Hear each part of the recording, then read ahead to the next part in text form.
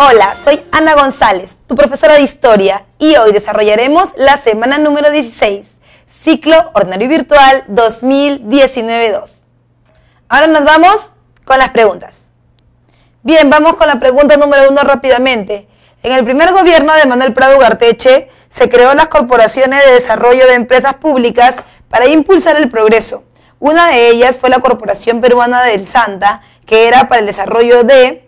Y también se dio la reconstrucción de... Bien, vamos un poquito a hablar de la primavera democrática, que es el periodo de gobierno del que nos habla la pregunta. Recuerda que Prado Ugarteche tuvo dos gobiernos. El primero es el gobierno de la primavera democrática y el segundo el gobierno de la convivencia. Acuérdate que siempre está ligado a esta idea de no tener problemas políticos con el partido aprista o con los partidos perseguidos, como también lo es el Partido Socialista. Entonces, él da una cierta licencia a esos partidos durante su gobierno, esperando que los problemas se vayan limando poco a poco. Dentro de la primavera democrática, el objetivo básico de la economía era el desarrollo de la industria, y ya tú sabes que para el desarrollo de la industria después de la segunda revolución industrial, lo más importante es tener en las manos las fuentes de energía. Una puede ser el petróleo y la otra puede ser la electricidad, pero recuerda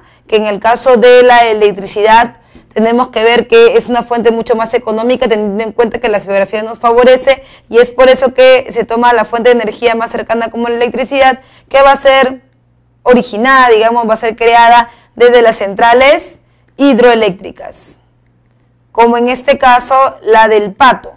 La central hidroeléctrica del Pato va a ser una de las obras que se impulsen desde su gobierno, y además también la reconstrucción de la Biblioteca Nacional, porque recuerda que en la década de los 40 la Biblioteca Nacional se incendió, y este incendio provocó la pérdida de la mayor parte de los documentos y los libros que había recopilado el famoso Ricardo Palma durante la reconstrucción nacional. Se le va a encargar la reconstrucción de la biblioteca al famoso Jorge Basadre Grotman, sí, ese mismo que tú ves en los billetes de 100 soles, ese mismo Jorge Basadre, historiador sanmarquino, va a gestionar la donación, entrega y buena administración de los nuevos libros de la Biblioteca Nacional. Por eso tu clave es la letra A. Pregunta número 2 dice: el presidente José Luis Bustamante Rivero llegó al poder liderando el Frente Democrático Nacional. A pesar de ser un gobierno democrático, su gobierno vivió una fuerte inestabilidad política ocasionada principalmente por... muy bien, esta pregunta es bien interesante porque nos permite develar varias cosas que están alrededor, ¿no?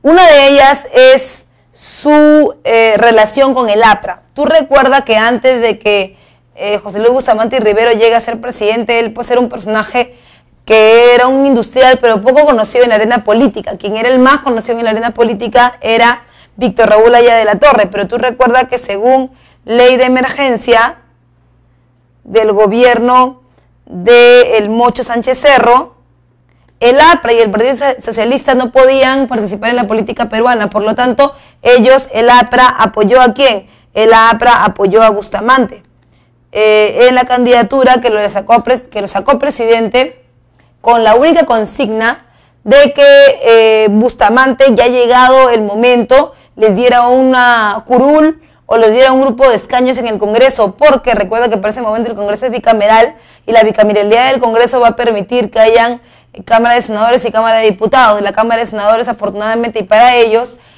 era no una Cámara de elecciones, por lo cual no podrían haber entrado, porque según la ley de emergencia nadie podía votar por ellos, pero porque no eran legales. Pero la Cámara de Senadores era una cámara que dependía básicamente del cargo de confianza que le entregaba el presidente de la República. Por lo tanto, si los apristas eran senadores, ellos podían luego dar leyes, aliarse con otros en el Congreso y poder eliminar por fin la ley de emergencia que les permitiera entrar a la arena política y en un siguiente gobierno poder participar sin ningún problema. Ahora, no solamente el APRA los apoyaba, también la Alianza Nacional. Ahora, todo esto va a parecer muy bien, va a estar muy bacán. El único problema de todo es que cuando Bustamante Rivero entra a la presidencia de la República se olvida, entre comillas, de las alianzas que había hecho, de lo que había prometido, y le cierra el paso al APRA cuando el APRA reclama sus escaños, sus curules, se le dice que no, que ellos son, bueno, que él es ahora el gobierno y ellos van a determinar cuándo les van a dar los curules, va pasando el tiempo, digamos que lo van alargando, el APRA no aguanta más y empieza a mover, ¿qué cosa? Empieza a mover sus redes dentro del puerto del Callao, sobre todo el puerto de Arsenal del Callao, y mueve a sus brazos políticos que vendrían a ser los brazos obreros sindicales de la CTP, la Central de Trabajadores del Perú, que va a huelga, y cuando va a huelga entra en crisis económica el Perú por la toma del puerto del Callao, y es un punto fácil para el golpe de estado de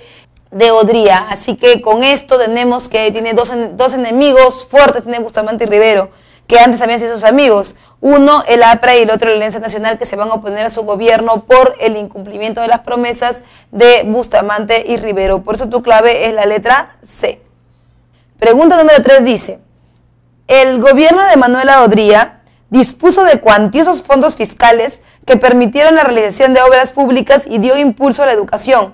Dicha bonanza económica estuvo favorecido por la... Bien, uno de los puntos que más de una vez hemos tocado nosotros es cuál es la relación entre el contexto internacional de las guerras durante la edad contemporánea y el Perú. Te había dicho en algún momento que, si bien es cierto, la Primera y la Segunda Guerra Mundial de repente podrían haber parecido para otros países un gran problema, para el Perú fue una gran oportunidad, porque el Perú era un país agroexportador, agrominero exportador, y en general es exportador de materias primas que eran necesarias para estos países que estaban dentro de las guerras mundiales, y por ello es que durante las guerras, ¿no?, el Perú aumentaba considerablemente las exportaciones. Así, la guerra de Corea no fue la excepción. Durante el gobierno de Odría vamos a exportar mucha materia prima y sobre todo metales. Estos metales que van a servir para la industria siderúrgica, para la industria pesada en Corea, van a formar parte del enfrentamiento que tienen las dos Coreas entre el 50 y el 53, que termina con el Tratado Panmunjom, y el Perú se va a ver beneficiado de esto. No digamos se va a hacer rico, pero se va a beneficiar. Y profesora, ¿cómo se sabe que específicamente fue por la guerra de Corea? Porque cuando terminó la guerra de Corea, el Perú nuevamente entró en crisis económica, ¿no? Ya se sabe entonces que nos sosteníamos básicamente por una cuestión de contexto más que por una cuestión de fondo. Por eso tu clave es la letra D, la guerra de Corea entre 1950 y 1953. Pregunta número 4 dice: las principales obras realizadas por el gobierno de la Junta Militar del 62 al 63, que es la Junta Lile Godoy, fueron la creación del Sistema Nacional de Planificación del Desarrollo Económico y Social del Perú y el establecimiento de la cifra repartidora en las elecciones, pero la medida que trató de sentar las bases para solucionar los reclamos del campesinado fue...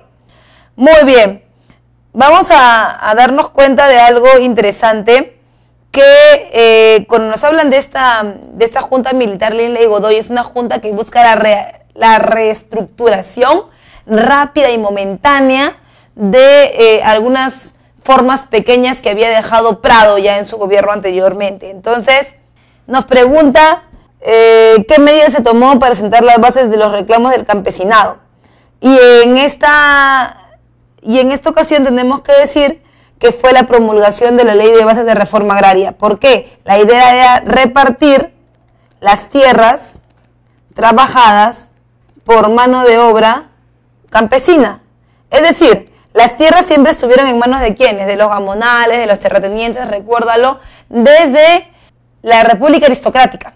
Entonces, como desde la República Aristocrática, los campesinos nunca tuvieron verdaderos derechos sobre la tierra, querían reivindicarse, querían pedir, querían exigir que se les entregara la tierra para el que la trabaja. Es cierto que es recién durante el gobierno de Velasco Alvarado que se va a ejecutar la norma, pero en realidad en el gobierno de los militares, para que queden bases y se siga trabajando sobre esa ley, ellos crean la Ley de Bases de Reforma Agraria, que constituían varias cosas. Primero, atacar la propiedad privada de los oligarcas. Es decir, no necesitan 50 casas, necesitan solamente una para poder vivir y el resto debe repartirse entre la gente, porque de esa manera se cerrarían las brechas de las clases sociales que generaban el aumento del capital. Entonces, la petición de los campesinos era simplemente no una igualdad de repente económica, pero sí por lo menos alguna propiedad privada o territorios que le permitan vivir de una manera digna. Por eso tu clave es la letra A. Durante el gobierno de la Junta Militar se promulga la Ley de Base de Reforma Agraria que buscaba la repartición de las tierras trabajadas por mano de obra campesina. Y la justificación, por cierto, de la igualdad de los derechos dentro de la población. Bueno, como cada semana, este ha sido el fin de nuestra clase. No te olvides que nos encontramos el próximo lunes en un nuevo capítulo. ¡Chao!